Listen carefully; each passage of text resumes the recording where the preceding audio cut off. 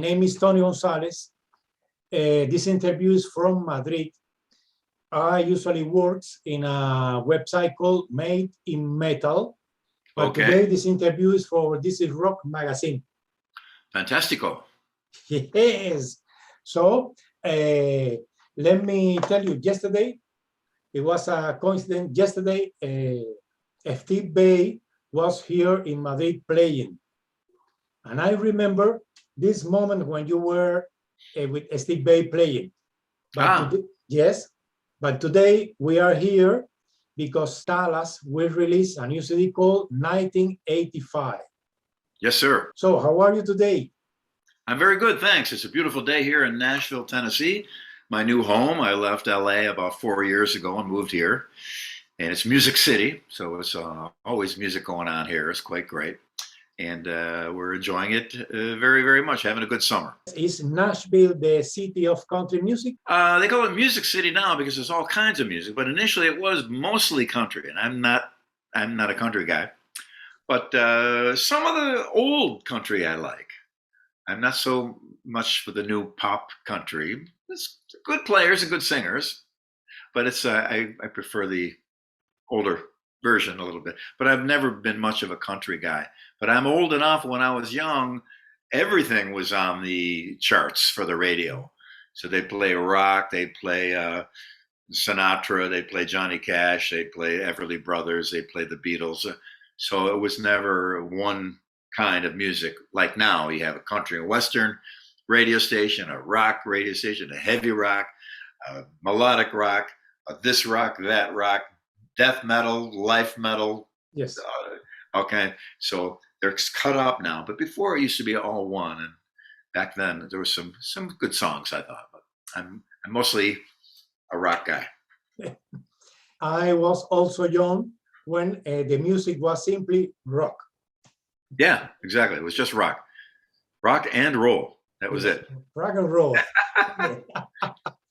Tell me, the first question is normal. Why a new Talas CD after all these years? Good question. Well, I left Talas in 1985, which is the title of the record. And in 1985, we were doing great. We just finished a tour with Yngwie Malmsteen, his first tour in the USA. And we were on fire, and the band sounded great. And it was really just a great time. We see photos from back then in the dressing room, and you see posters from, Megadeth and Anthrax and Metallica, Talas, and all these bands that were all starting at kind of the same thing at that time. All played the same clubs back down in New York City, New Jersey area, things like that. And so it was an amazing time for music and bands, and it was the switchover came out to a lot more hard rock and heavy metal and just a great time. And there was millions of places to play and clubs and shows all over. Everybody was into rock, huge crowds all the time. So 1985 was a great year. But I got a phone call asking me to come out to Los Angeles and have a meeting with David Lee Roth. And as much as I love Talas and had worked with them since the early 70s, I thought I got to take this opportunity. So sadly, we said our goodbyes, and that was that. So after so many years, we came back. We did a reunion show. It was a lot of fun. We had just such a great time playing those old songs again. And then we did a few more shows, and then we thought, well, let's record the songs. So we could do two things. We could update the songs and modernize them and make them new again, or play them just the way we used to play them in 1985, like getting a time machine and go back to 1985. So we decided to do that. And we did the songs the way they were way back when. Phil sang amazingly. Mark Miller did great drums. We used Mitch Perry, our original guitarist, there on 2 songs. He was on the West Coast, so he couldn't join us. So we did another guitarist named Kerry, who played on most of the record. And we're very happy with the way it came out. You mentioned that David Lee Roth called you and you didn't refuse. but David Lee Roth called you because he knows you, because you tried to be in Van Halen before as a bass player? Well, not because of that necessarily, but Talas opened up for the Van Halen 1980 tour. We did about 30 shows with them. That's how I got to know them. They got to know us. And I stayed in touch with Eddie mostly over the years. And then got the call from Dave's office, to have a meeting with me. And by good fortune, we were just about to go to LA to start the Yngwie tour. And so I had a day off. I went to meet with him, and he said, and I didn't know he loved Van Halen. He said, well, I left Van Halen. I want to start a band. It's going to be you and me. Let's find a guitar player and drummer and go. And I said, okay.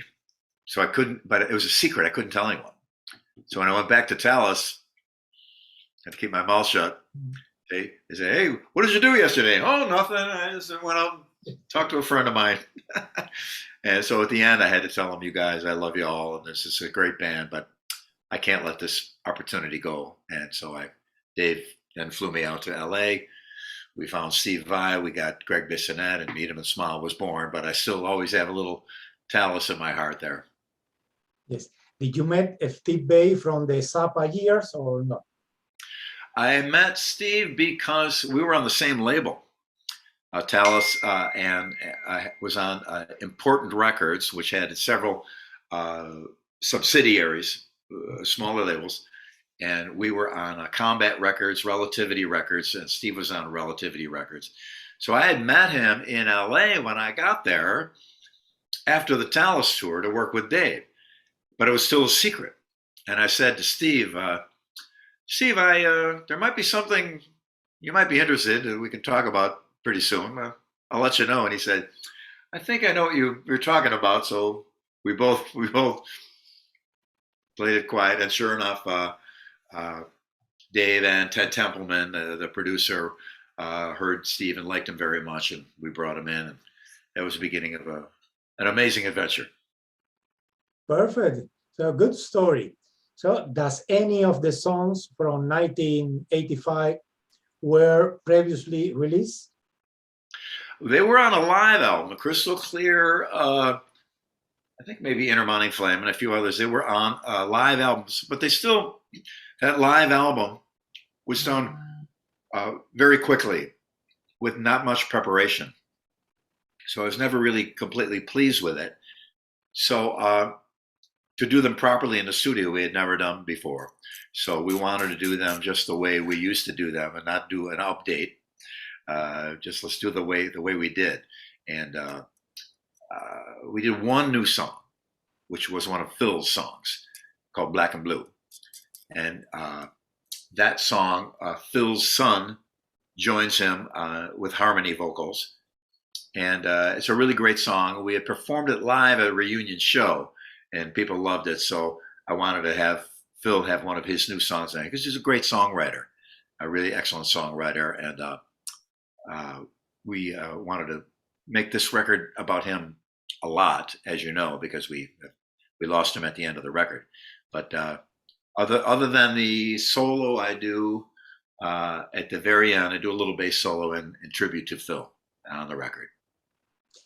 Yes, it's sad to ask you about this, but now that Phil passed away, how did you face the situation? So, because you decided release the CD even when this situation happened. Well, I know Phil wanted the CD. Oh, this is a big thing for him. He was so happy to be back working with Talas again. We all were.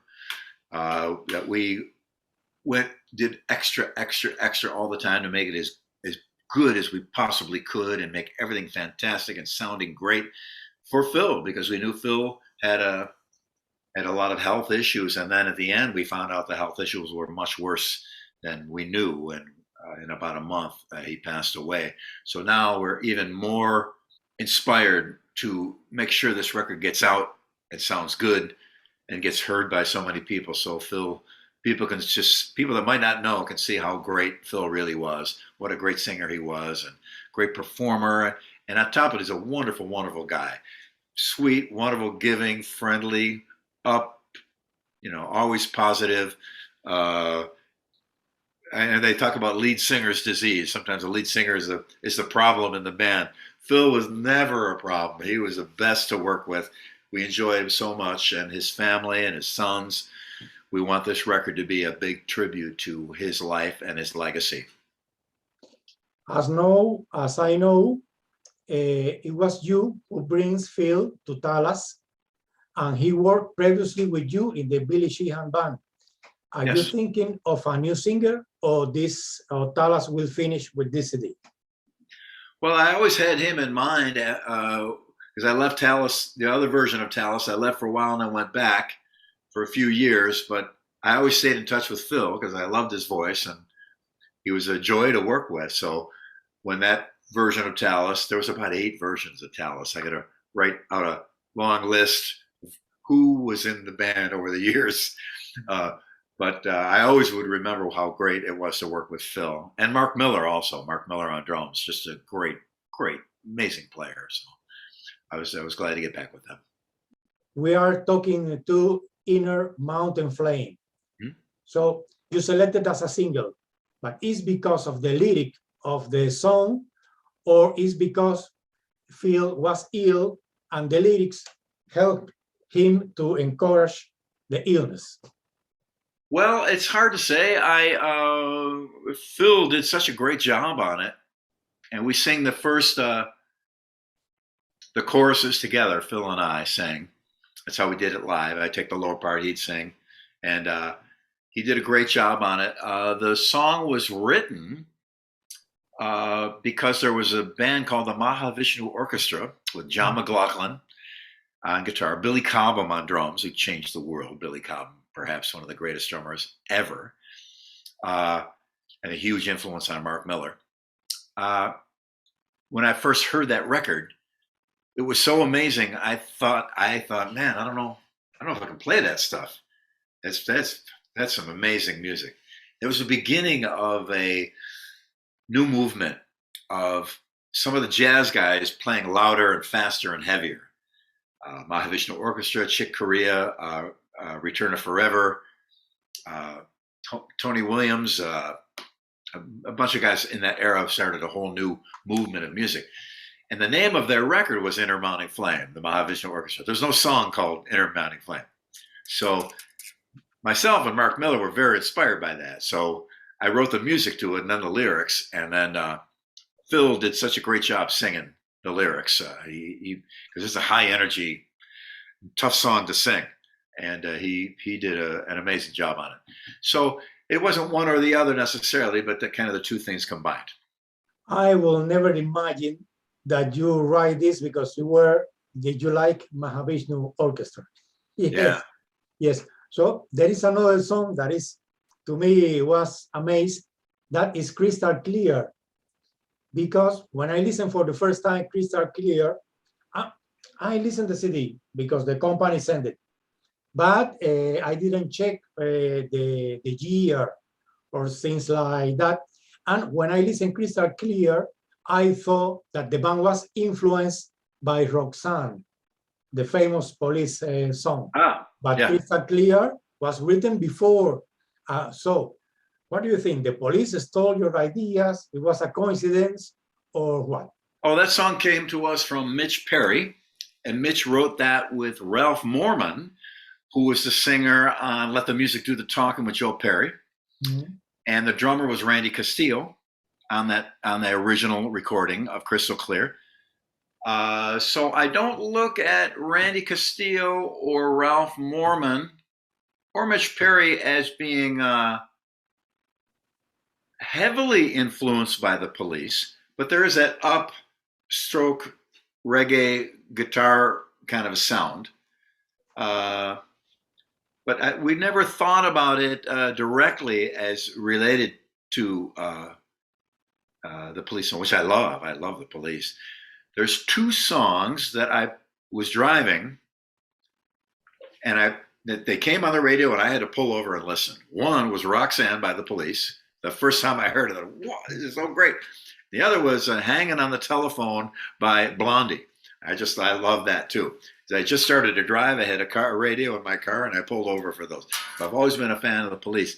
Yeah, there was no conscious effort to sound like it, but in the end, there are similarities for sure. But I'm glad. I love the Police, and I love that song. But they recorded that as a demo in a rehearsal hall in LA called Mates.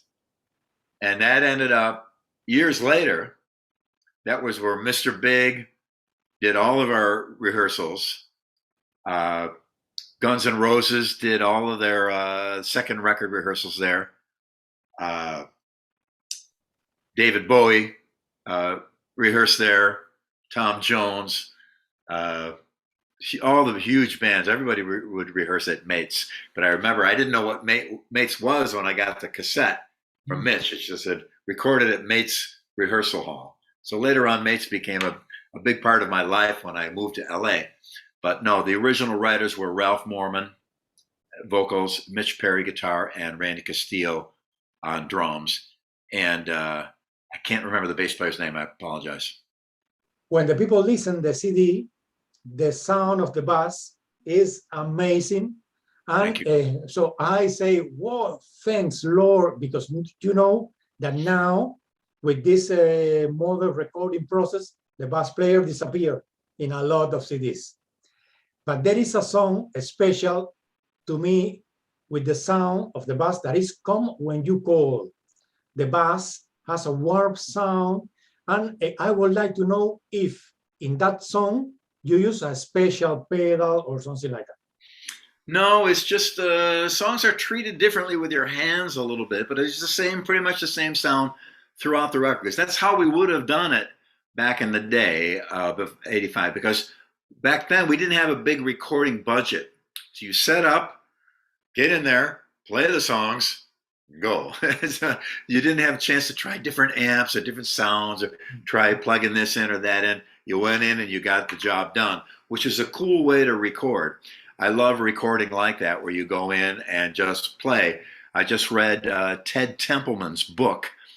He produced Van Halen, produced Eat 'Em and Smile, David Lee Roth, the Doobie Brothers, Van Morrison, Montrose, Sammy Hagar, all kinds of great records. And he talked about the Eat 'Em and Smile record because we went in and just played, and that was the record. Wasn't a lot of takes, wasn't gear switching around. It was just one sound, one thing, just play it. And so I prefer to do it like that. And this Talas record was done like that. I had my setup in my studio to do the bass, to do songs one at a time, bang, bang, bang, and didn't do a lot of changes in between. So my hands will be different on some than others, but generally the sound was the same for every song. And that's kind of how it was for many classic records. There wasn't a lot of guitar, bass changes, different snare drums, different sound effects. You went in and you played your songs. It's the old style. So that's how we did it. When was the moment that you decided to be more active on bass? For example, when you were playing in the Billy Sheehan band, you played the bass like right now, or like this Talas CD, or like in the David Lee Roth? Well, so early on, like about 1972 or 3, I started to play a lot and had my whole distortion bass, double output bass thing going on from even from 1971. I started, and in 1974, I saw Billy Gibbons go. Saw him touch the neck with his finger and get a note. We'd never seen that before. Yes. So I went home and I was doing all my tapping back in the 70s, or early and mid 70s. So I was kind of always like that. And I was always, I was lucky to play, because for a long time, Talas was a 3-piece band. Guitar, bass, drums, we all sang. So there was no rhythm guitar player, no keyboard player. So I had to make up for the no rhythm guitar player, no keyboard player with the bass. So I had to do a lot of extra things to make up for just was only 3 of us. So that helped me to learn to play more, but still support the song. And we were mostly a copy band too. So we would play some songs that were very elaborate, like Carry On Wayward Son by Kansas, White Punks on Dope by the Tubes. They had a whole orchestra and chorus along with them. But we did it three-piece with all our extra things. So from a very early time, back in the early 70s, I started to do more on bass than what might be normal, to make the band sound more like the records we were imitating. I am not enough specialist to recognize if you have a Yamaha bass in your hands. But just in case that you are, tell me, is Yamaha Attitude the bass you always dream of? Yeah, because it's, I'm sorry, my original bass is usually on the wall here. I have it in another room doing some work on it. But that was the model, the template for this bass. So this is an extension of my very first bass that I got in 1968. All the same. Some things are different. This is cut in a little deeper, but the neck is the same dimensions, same pickup system, two outputs, just like my old Fender bass. So the Yamaha is pretty much, I played pretty much the same bass since 1968. So not many changes. And once in a while I'll play, like I have some other very wonderful instruments I'm very grateful to have. I'll pick up a 6-string bass just for fun, or a fretless, or a smaller one, or I've got a 12-string bass, triple strings. I got an 8-string bass, a Yamaha Attitude. And it's fun to play them, but I always go back to, this is where I do my work. All my main amount of work is done on one of these. They come in a couple different colors, but they're all almost identical. So I read that it was you who recommended David Lee Roth to make a Spanish version of Eaten and Smile. Yes. At the beginning, you used Spanish words to say hello. Tell me, why did you recommend this to David Lee Roth? Do you know Spanish? Well, we recorded Eat 'Em and Smile in 3 cities, Los Angeles, San Francisco, New York City. We're coming home from New York City, and on the plane, I'm reading that in South America, a huge percentage of the population is younger, meaning there'll be a lot of people into rock. And I know Dave spoke Spanish pretty good. So said, we should do the record and just re-sing it in Spanish. So Dave and I went into the studio in Los Angeles. The record was done. We just redid the vocals again. Everything else stayed the same. And I don't speak Spanish, but he coached me on how to say tímido, tímido, hasta luego, or vuelto loco, el calor, all the learn the language. So Dave and I sang, and I remember because in the studio, we went in the evening, and during the day in the same studio was Missing Persons with Terry Bozzio and Dale Bozzio. And Terry's wild drum set was set up, this wild electronic drum kit. And Dale Bozzio, the singer, and she's a beautiful girl, I used her microphone. So I could smell her perfume on the microphone as I was singing. So we would sing all the parts in Espanol, and I do the harmonies with Dave, and it came out, and we didn't really know how well it did because we don't have the same communication we have now. There was no internet and no direct communication.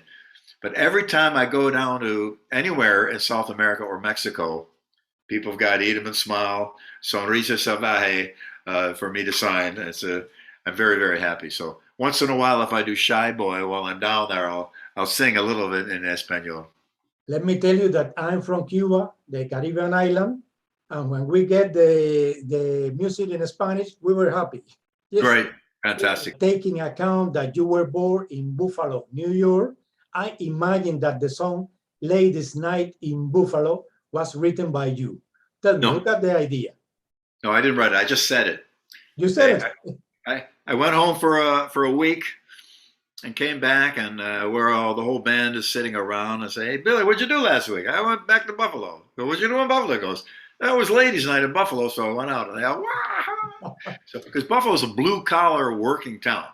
Usually, ladies' night, you think of people dressed up nicely and the girls all going out and the boys going out to meet them. You don't think about that in Buffalo. It's more of a industrial town. In fact, it's quite a beautiful city, and the girls there are beautiful, and it's as elegant and high class as any other city. But in their minds, Buffalo, they're thinking of car manufacturers, steel manufacturers, industrial things. So, Ladies' Night in Buffalo to them was very funny. So they wrote a song around it. I didn't write it. Yes, the probability when there is a ladies' night is that you have more opportunities. Yes, very true. Always do that. And that's how they knew they would get the guys to come to the club if they made it ladies' night. Ladies get in free. So when the ladies go, the guys go. I've seen that over the years. Yes. So another song, it was an important song from the David Lee Roth CD, was Shy Boy, who was recorded by Talas, but the version the fans remember the most, I'm sure that is the version that David Lee Roth and you recorded. There is an extraordinary bass and guitar in the last section. And tell me, did you remember how this part was included in the song? Well, Dave liked the song and wanted to do it. He added a third part to it. Normally in the solo, we would stay in the same key. Instead, we went to B minor key for the solo, which was cool. It was a good idea. He lifted it up and made it more exciting. We come back, and then Steve and I worked out the guitar thing together. And I was very grateful that Dave included that song on the record, because that was it was also the flip side of Yankee Rose on the single. So we played in Buffalo, New York, my hometown, on tour, and the opening song of the tour was Shy Boy. And you should have seen the faces of the thousands of people at the show. They couldn't believe that song that they listened to in the bar with the old Talas was now being played at the big giant auditorium. It was very, very nice. But I am very grateful. Dave did an amazing job on it too. He's just I love his voice and the way he treats music. Very cool. Some years ago, I listened to some Michael Schenker songs where you are credited as a bass player. So tell me, why this relationship didn't continue? Well, Denny Carmassi from Montrose, drummer, and I met in London. We were hired by Michael and his management to play on a record. And we got there, and Michael had quit UFO. And Michael's a wonderful guy, but he was under a lot of pressure. Difficult thing. He left a very big band, and now he's on his own.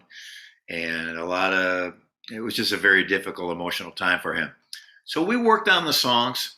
Matter of fact, the demos were released on a special compilation record that Michael put out a few years ago.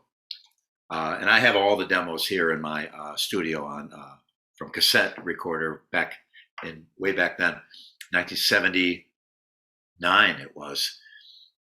So Michael had a tough time, sadly, and he kind of fell apart, and they had to stop recording for a while. So Danny and I had to go home. So we both got busy with other things, and they called us to come back, and Danny was busy and I was busy, so we didn't end up going back. So he got different players, and now had a good career. Eventually, he did good for himself. I'm glad. He's a great player and a wonderful guy. So, sadly, we couldn't continue with him due to the circumstance. But I'm glad to see he's very healthy now and doing very well. So that's a good thing. Yes, but in those years, we knew that you moved to Mr. Big. And then one of the first songs that I listened from Mr. Big was Addicted to That Rush that you wrote. Yeah. The song has the flavor of you and Steve Vai in Shy Boy. Does the band took the song without any discussion? No, it was the song was mostly the lyrics and the chords. The other stuff we didn't really even think about until later. So let's put the solo's coming. What should we do? Let's try this. And so Paul and he used to come see me play in Talas, Paul Gilbert, back in there when he was just starting out as a younger kid, because I've been around a long time. And so I remember him in the audience because he's a real tall kid. We played in Pittsburgh, where he lives, where he used to live. And so we just decided to put a guitar and bass thing together. We didn't really think about Shy Boy because we were doing that in a lot of songs. Steve and I did it in a lot of songs, and Paul and I did it as well. But it was just the song basically was designed as just chords, lyrics, and a story about somebody who is addicted to that good feeling you get when you meet a girl. That was we weren't thinking of this. Yes. Song first, solo second. When I listened this song, that it was the first Mr. Big song I listened, I thought the band will be fast and furious. You will do the same fast with Gilbert. However, when I could listen the first CD, I saw that the band took a more commercial way. So when you entered the band, you were aware of this. Were you comfortable with more songs that are more relaxed, no extraordinary bass line? Tell me. We never thought of commercial. We just thought of a whole album is like a movie. So you have, your chase scene, your shootout scene, your love scene, your story time, the ending. So that requires different songs. And I love, my favorite song probably in the whole world is If I Fell by the Beatles, which is a beautiful, gorgeous love song. And it's just amazing. And we never sat around and said, we gotta sell more records. Let's be commercial. We don't think like that. We just put together a group of songs that we felt that we loved on that record and all the Mr. Big records. Even after To Be With You, the next record, we still played a lot of fast tunes and heavy tunes. We like the balance of both. I think it's a lot of bands have that. Even on Eat 'Em and Smile, we had Ladies' Night in Buffalo. We had Frank Sinatra, That's Life, with the horn section. So there's balance between because if it's just a whole album, it's that's cool too, but it's not how I approach it. We wanted to create a movie with different scenes, some fast, some heavy, some not so heavy. So that's how Mr. Big was from the beginning. We sat down and we played the first song we ever jammed was I Don't Want to Lose Your Love Tonight by the forgot the name of the band, which is a very commercial piece of music. Yes. And then we would jam to Robin Trower or the Stones or all kinds of things. We weren't just about metal, only metal, metal, only metal, metal. And the great thing about that was we would play a show and the 14-year-old girls would be into Daddy, Brother, Lover, Little Boy and Addicted to the Rush. And guys with Slayer shirts would be singing along to Be With You. So it helped to bring people together a little bit. So that was cool. And because I love heavy metal and I love impact a lot, some wild ass playing. But I also love, like I said, If I Fell by the Beatles or Yesterday by the Beatles or the Everly Brothers or all kinds of music. Nowadays, people tend to only listen to one kind of music and that's it. Nothing else. Everyone else must die and we must only live. No.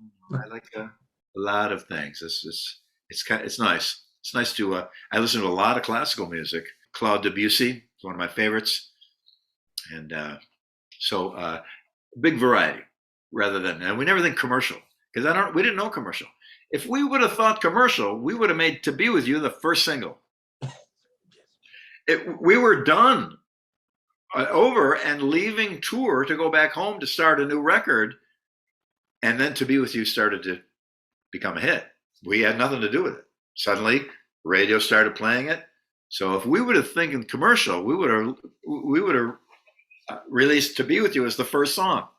We did. It was never. We didn't release it until after we were already ready to come home and finish and be done with and go on to the next record. In the last 10 years, your careers have been linked to Mike Portnoy. It was him to call you to join the Winery Dogs, or you called him? Together, we wanted to start a band. And he called me, and let's find a guitarist that sings. And Eddie Trunk, famous radio host and video host, said, "Why not Richie Kotzen?" And why I didn't think of Richie, because Richie's a dear friend, and he's the best singing guitar player I know. So we got together with Richie, went to his house. Even our first day sitting down together, we wrote a couple songs right away, so we knew it was going to work very well. And it's been a great time in the Winery Dogs. I love playing in that band. I love playing with Mike and Richie, and the songs are fantastic, and the fans are the best. It's really wonderful. Taking account what you say, that Mike and you want to create a new band, I imagine that Michael and you create Songs of Apollo. Oh, well, no, it was more him and Derek. In how many projects are you involved in this moment? Winery Dogs and the Talas Album, but there's no band in Talas because we lost our singer. There's no plans at this point to perform or play or do anything else. So it's mostly the Winery Dogs for me right now. Maybe some Niacin with Dennis Chambers on drums. So we did a special event show a few months ago, and we had a good time, and we'd all be excited to play together again. Mr. Big is just kind of temporarily. We don't know what the future will be. Hope we can play together someday, but so far it's mostly the Winery Dogs. Your last solo CD was Holy Cow in 2008. Yeah. Don't you think to write song for a new solo CD? Yeah, we're gonna. My engineer comes here tomorrow, and we're gonna be working on some new songs, along with Ray Lugier on drums. Ray's from Korn, and he's a great drummer, and he's my neighbor, and we work together a lot. So we're gonna put together a wild ass bass and drum maniac crazy record. It'll be a lot of fun, I'm sure. Basically, those was our questions. Great. I wish you all the success in this life. Tony, thank you. I follow your career everywhere. Thank you so much, Tony. It means a lot to me. I'm glad you're listening. Yes, I hope to see you in Madrid the next time. I hope so. Yeah, I love coming to Spain, and I hope I get there again soon. The new Winery Dogs record is finished. It's mixed, it's mastered, and it will be out very soon. We're very happy and excited about that, too. The record's done, and it sounds really great. We're very pleased with it. So we're excited to get out there and play and hopefully get to Madrid to do some shows. It will be fantastic. Perfect. I will follow the news to see if there is an opportunity to have another interview talking about the Winery Dogs. Wonderful. Well, when that record comes out, give me get in touch, and we can do another interview if you like. It'd be my pleasure. Perfect. Thank you very much. Tony, gracias. Gracias a ti, Billy. Adiós. Right. Take care. Bye-bye. Bye.